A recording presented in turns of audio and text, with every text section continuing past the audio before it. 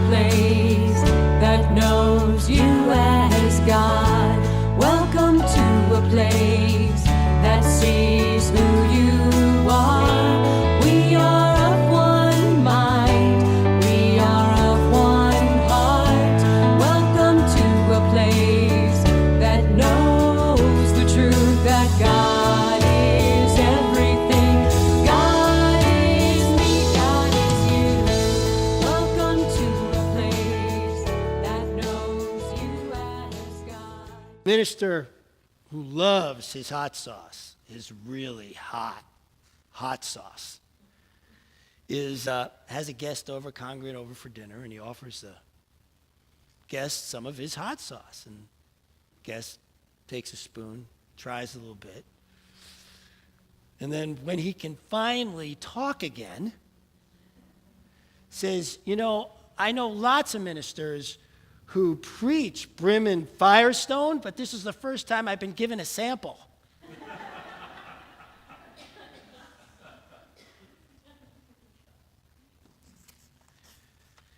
Blissed out on blessings.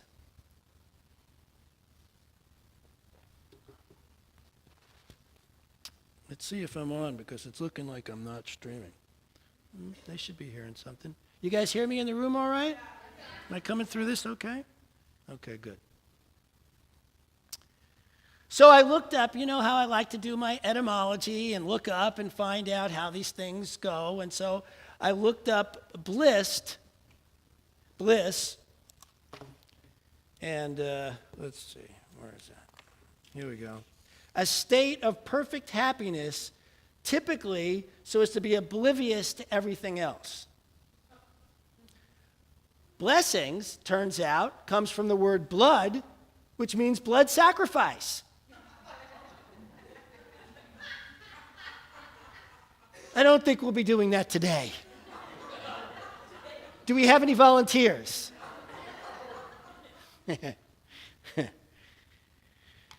So, obviously we use those words differently today. It's really fun to go and look that stuff up.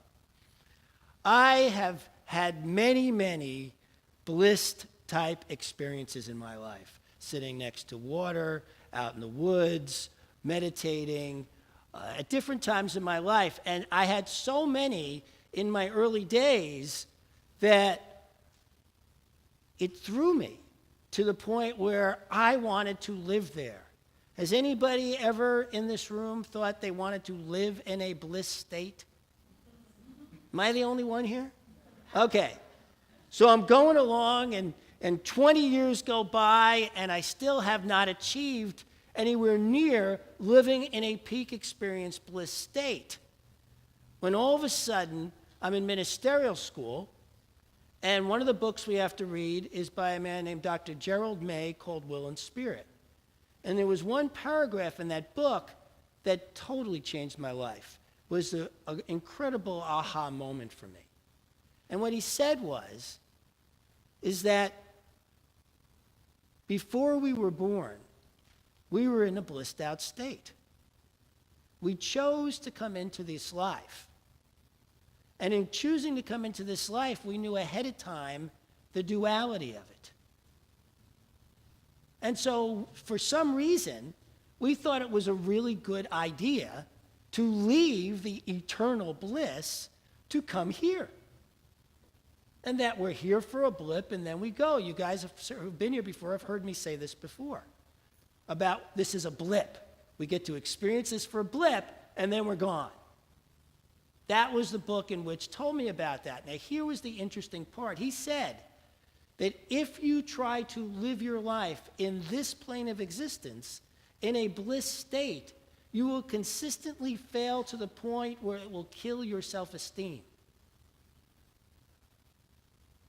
And my aha moment was that's exactly what it did to me. My aha moment was that my self-esteem had been absolutely destroyed by my search to find a way to live in bliss. And that opened my eyes. And so the other part he said, which was really funny for me because it made so much sense, is that those who want to live in bliss are actually living a failure to launch situation because they were home. Like any person, you grow up, you leave home, you call home once in a while, but then you go back to your daily life. Now, those who are a failure to launch, all they want to do is get back home. They're like, oh my God, this is way too weird being in this dualistic way. I want to get home. Now, maybe you know some adults who never really became adults who have that kind of issue and are, I know, 50-year-olds who still live with their mother. That's a failure to launch situation. And so what we have here is a chance to leave home, right, which is where we were, the eternal home, come into this life, and then grow to a spiritual maturity where we call home. I don't know about you, but I call my mom once a week, and I call home every morning when I meditate. And that is a healthy relationship with spirit. When we then take that feeling of homeness, of love, of light into the mundane day that every day we go through in this world. So we have a blissed out experience, and that's great, but if you try to hold on to it in a way of, I want to live there, then you're not living here, and that's where you came from, so you might as well have fun being here and find a way to do this in a way that works. Does that make sense? Okay, so we come into this world, we need to grow up, find our connection to spirit, and find a way to walk through our daily lives that may not feel blissed out, but can feel whole, can feel spiritually high, where we recognize the opportunities we are given for spiritual growth. Now, as I was doing my research, I thought about the word enlightenment, and I found something incredibly funny about the word enlightenment. The word came about in the 1700s as a way of describing moving away from any sort of spiritual or religious way of being to being in the rational. That was the purpose of the word, to move away from spirituality into the rational. I thought, wow, that word's come a long way. It wasn't until the 1900s that we decided to use the word enlightenment as the translation for the word nirvana in Buddhism. That it moved from this word of being away from, and possibly it moved to that place of being around the word nirvana because Buddhists do not consider themselves a religion or even a spiritual sect. They consider themselves a philosophy. But as I looked at this word enlightenment, I could see how it was attached to peak experiences, the way we use it today. So I have a story for you of a man named Bishop Carlton Pearson. This is quite a guy. He's a black man who went to Oral Roberts University. He's a bishop of the evangelist movement, or was. Oral Roberts takes him under his wing, gets him through school. The guy is an amazing, charismatic speaker. He quickly starts building a church in Tulsa, Oklahoma that grows to 5,000 on a Sunday. President Clinton and President Bush call him in as consulting on stuff. This guy becomes this major celebrity. And then one day, as he's watching TV, of all of the Africans who are dying and suffering from disease, malnutrition, he says he hears the voice of God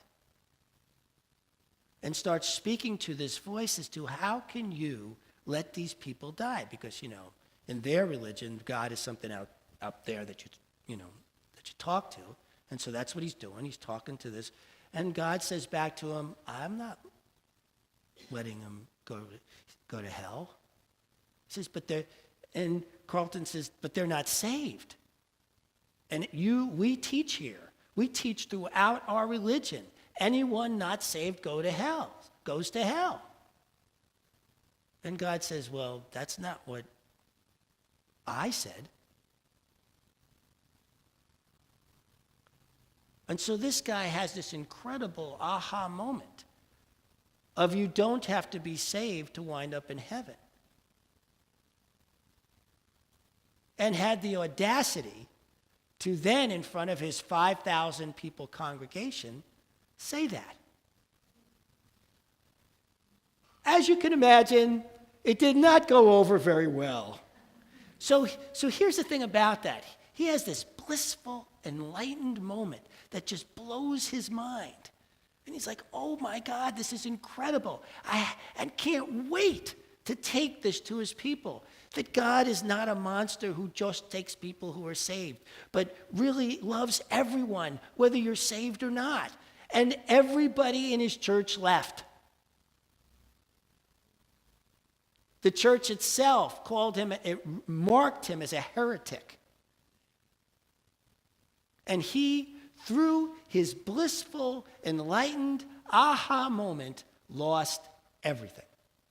Lost the money, the church. The only thing that he gained through all that was a deeper relationship with his wife, because she was having trouble with the whole thing anyway in terms of hell and brimstone, and so his changeover actually brought them closer together. He stopped preaching. He actually stopped believing in God at all. Talk about a night of hell. Because one of the things he realized that he started preaching is that hell is not a place you go after death. Hell is a place we create here on earth. And then he surely went through it. So for any of you out there who think, if only I reach enlightenment, everything is going to be romantic and wonderful and hunky-dory, I am here to tell you today that that's not how it turns out. And this man will attest to that. After a few years, he went through a time when he actually thought, maybe if I recant, I go back to my hell and brimstone, I can go back to who I was in the world, this famous person who had this big church. And in fact, Oral Roberts told him that. He said, if you recant, if you come back to this teaching, we'll help you build back your church.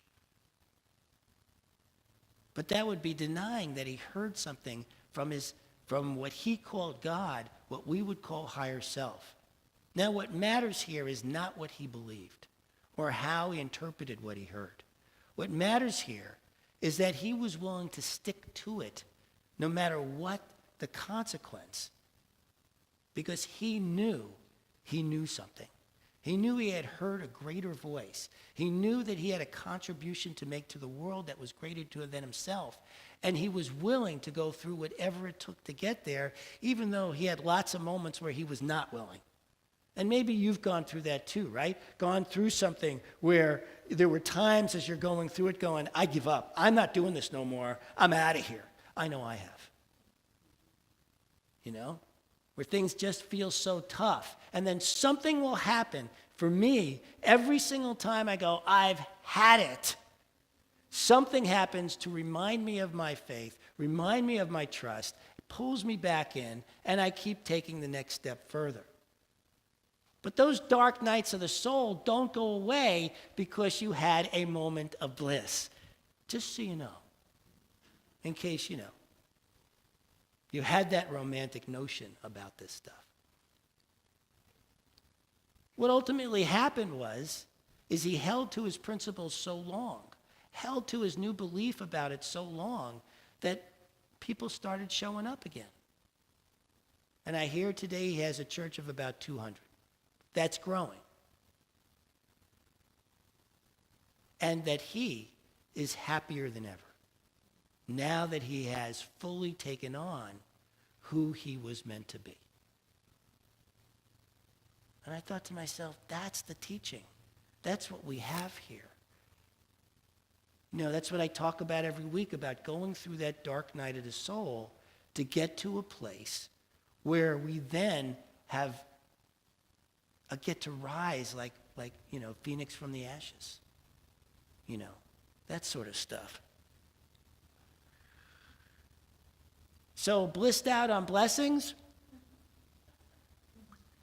that's great if you use it as a reminder. If you use it as a way to bring yourself back when things go bad. One of the things we teach in this teaching is not about blissed out on blessings, but what to do when things don't feel so blissed out, right? What we want is such a deep sense of trust in our spiritual nature, in our spiritual truth, that it can hold us up when things get really, really bad.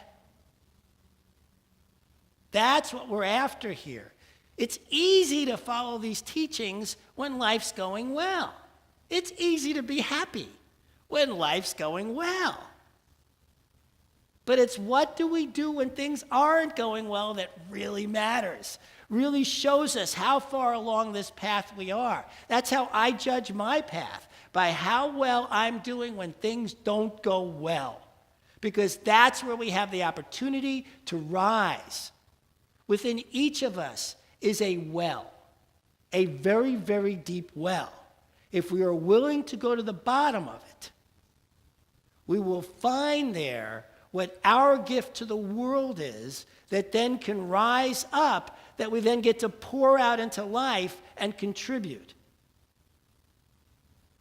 I know for myself, every time I pull away another layer, I get to a deeper place of what my purpose is in being here.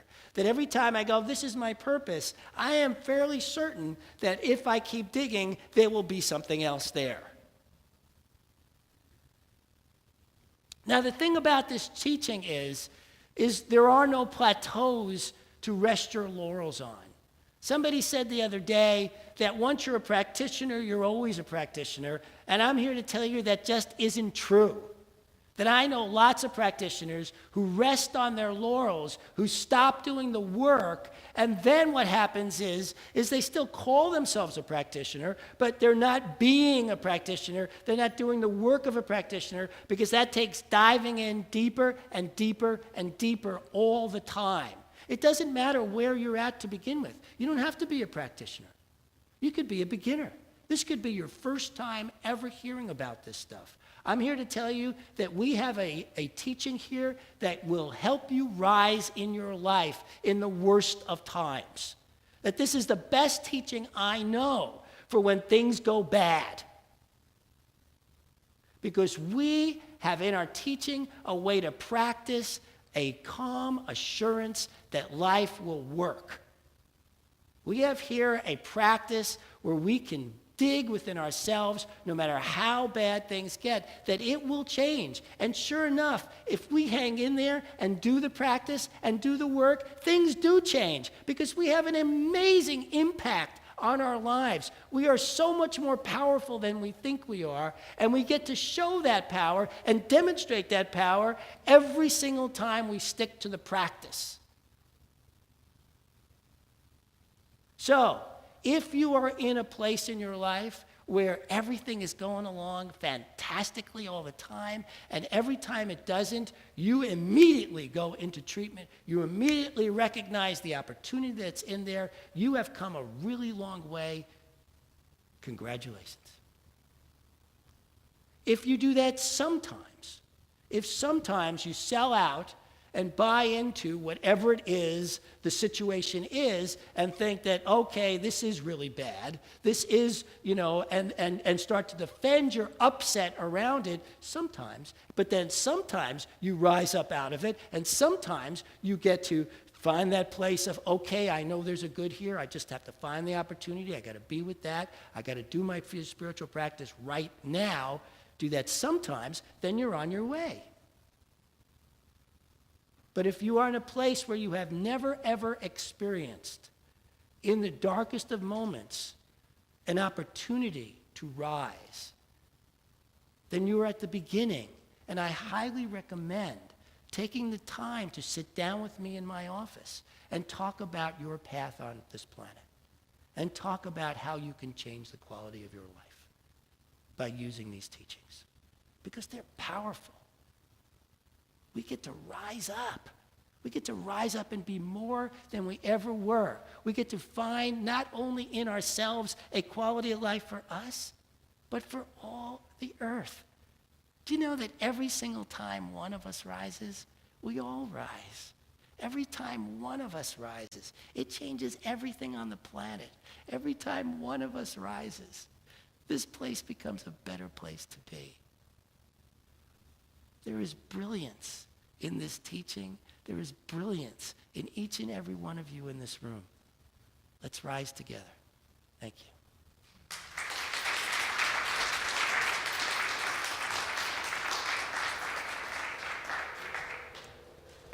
All right, take out what you're going to give. Hold it in your hand. Remember that this is not just money, it's God. This is the power and the presence that we then are sending out into the world that returns to us multiplied abundantly. This is how we get the law of circulation in motion. This is how one of the ways in which we contribute to life so that it returns. So hold it in your hand. Don't crumple it up.